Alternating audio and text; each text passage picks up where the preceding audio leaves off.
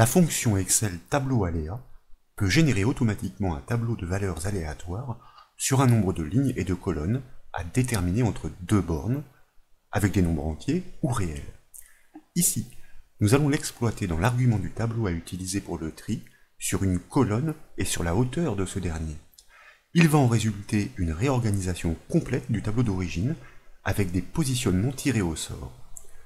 Nous suggérons d'appuyer l'étude sur un classeur Excel abritant un tableau à réorganiser. Et bien sûr, ce classeur est offert au téléchargement depuis le site bombache.fr. Nous découvrons le tableau à trier sur la gauche de la feuille, entre les colonnes B et D. Sur la droite, une grille encore vide attend la réorganisation entre les colonnes F et H.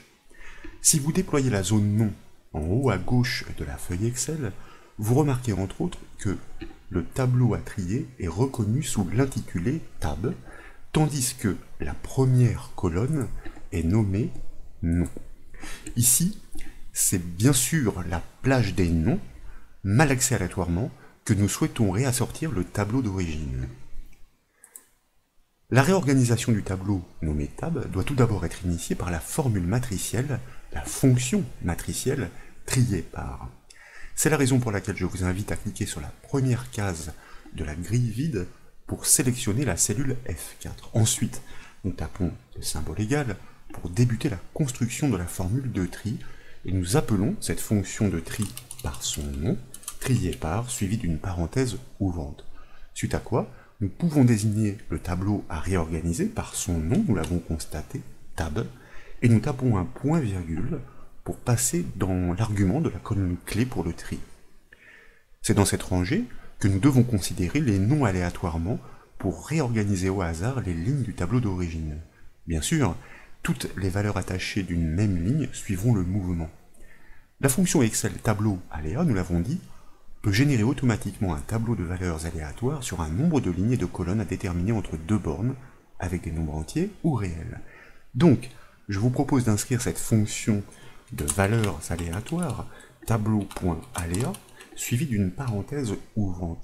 Et tout de suite, nous allons lui imbriquer la fonction qui permet de compter les cellules non vides sur une plage, la fonction nbval, suivie d'une parenthèse ouvrante, afin de pouvoir désigner la plage des noms par son intitulé, nom, ça aussi nous l'avions constaté. Dès lors, nous pouvons fermer la parenthèse de la fonction nbval et dans l'enchaînement, nous pouvons fermer la parenthèse de la fonction tableau aléa. Ici, pour résumer, nous exploitons donc la fonction tableau aléa dans l'argument du tableau à utiliser pour le tri. Nous confectionnons un tableau de valeurs aléatoires d'une colonne sur la hauteur totale du tableau à trier grâce à la fonction nbval enclenchée sur la plage des noms. Il en résulte des ordres de passage variables pour une réorganisation au hasard des données du tableau. Bien sûr, et nous allons le voir, les informations vont rester attachées ligne à ligne. Je vous propose donc pour terminer de fermer la parenthèse de la fonction trier par et de valider la formule par la touche entrée du clavier.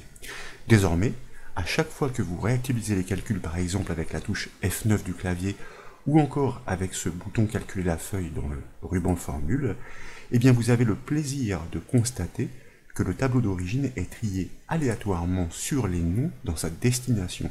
Et nous pourrions agir selon le même procédé pour des tris encore plus désorganisés en définissant plusieurs colonnes clés conjointes, comme le permet la fonction Excel trier par. Quoi qu'il en soit, j'espère que cette nouvelle astuce Excel vous a plu. Si c'est le cas, comme toujours, je compte sur vous pour mettre un petit j'aime à la vidéo et comme vous le savez, vous pouvez retrouver toutes les astuces et formations sur le site bombache.fr. Je vous remercie.